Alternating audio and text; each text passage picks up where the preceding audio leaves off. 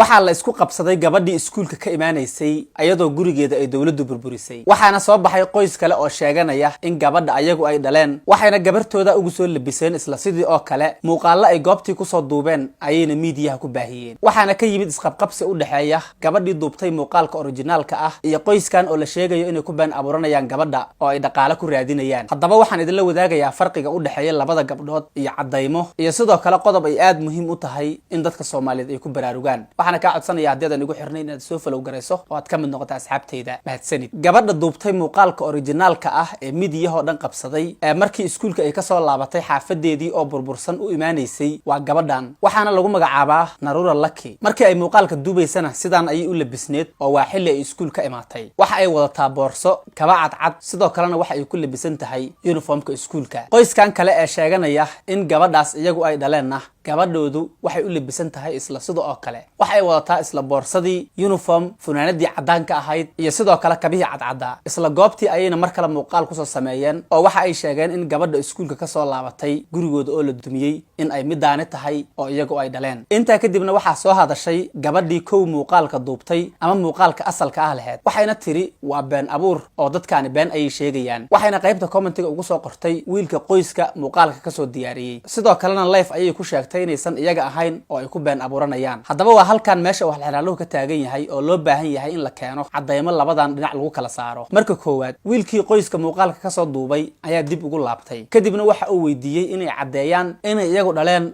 gabadha muuqaalka laga duubay waxayna weli ku adkaysteen in qofkaasi ay gabadhooda tahay oo iyagu ay dhaleen laakiin wiilka ayaa mar kale waxa uu weydiiyay su'aal ahayd ma ku dhaaran kartaa in gabadhaas aad adigu ahayd sidoo kalena hooyada ayuu waxa uu weydiiyay ma ku dhaaran kartaa in gabadhaas adigu aad dhashay oo ay gabadhaada ahayd dugsiga Daarusalaam Quraan Online duruusta kala duwan ee lagu baranayo waxa ka mid ah barashada iyo xifdinta Quraanka Kariimka ah muddo kooban waxaana lagu barayaa hikaada barashada ducooyinka iyo barashada asaasiyaadka diinteena waxaana dugsiga barayaalka ah macallimiin khibrad iyo waayo aragnimo u leh habka wax u dhigista iyo tababarida carruurta waxaanad kala xiriiri kartaa lambarada shaashada kaaga muuqda laakiin waxa muuqata inay ku dhaaran waayeen oo taasi ay ka baqeen sidoo kalena qaabka ay u hadlayaan waxa laga dareemayaa in xoogaa wax ay qarinayaan ama ay been sheegayaan farqiga u dhaxeeya ama cadaynta kale waxa ay tahay labada gabdhood muuqaal ahaan waa ay kala duwan yihiin oo waxa xoogaa qaliirsan gabadha muuqaalka hore soo duubtay ee sheegtay inay qoyskaani ku been abuuranayaan sidoo kale qaabka ay u labisan yihiin waxaad moodaa xoogaa yar inuu farqi u dhaxeeyo oo labada gabdhood kabaha ay wataan waa ay isla cadcad yihiin laakiin haddana waxaa jira farqi yar oo qaybta hore ee kabta ah oo ay ku kala duwan yihiin sidoo kale gabadha qoysku ay dhaleen oo dib ka sheegtay in muuqaalka iyagu ay leeyihiin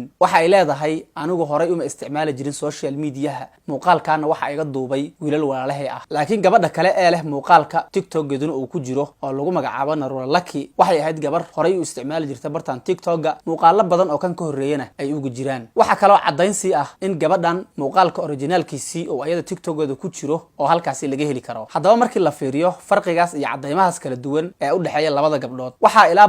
80-90 cadaanaysa in gabadha lagu magacaabo Naruro ay muuqaalka leedahay sidoo kalena qoyskan iyo gabadhoodu ay ku been abuuranayaan waxaana ku sii cadaynaya inay dhaara waayeen oo ay ka baqeen inay ku dhaartaan in iyagu ay muuqaalkaasi leeyihiin haddaba ugu dambeyntii waxaan rabaa hal qodob in ay ku baraarugaan dadka Soomaaliyeed labada dhinac ee muuqaalkan isku haysta reerka la leeyahay way been abuuranayaan iyo gabadha kaleba dhammaantood waxa ay qabaan hal dhibaato oo ah in guryahoodii la burburiyay oo banaanka la geeyay haddaba aniga aragtideeda waxaan qabaa reerkan in sidaas ay u hadlaan waxa u keentay duruufta iyo dhibaatada maanta haysata waxaana leeyahay bilaa shuruud ha ku caawiyo qofkii doonaya in dadkaasi uu caawiyo oo waxa uu qabto inkastoo laga fiicnaa in ay sidaani u hadlaan oo ay muuqaalka sheegtaan oo ay habooneed inay dhahaan innagana dhibkan oo kale ayaa nagu dhacay sidaas oo kale gabadheenu inta iskuulka imaatay ayaa waxa ay soo gaartay gurigeedii oo la burburiyay yacni qaab ku dayasho ah ama yacni qaab ay iyaga isku ekaysiinayaan inay isticmaalaan ayay ahayd halkii ay muuqaalkooda iyo ayagaba sheegan lahaayeen laakiin muhiimaddu waxa ay tahay in reerkaasi oo hadalkaasi dhibaato ka yeersiiyey ayna u baahan yihiin in la caawiyo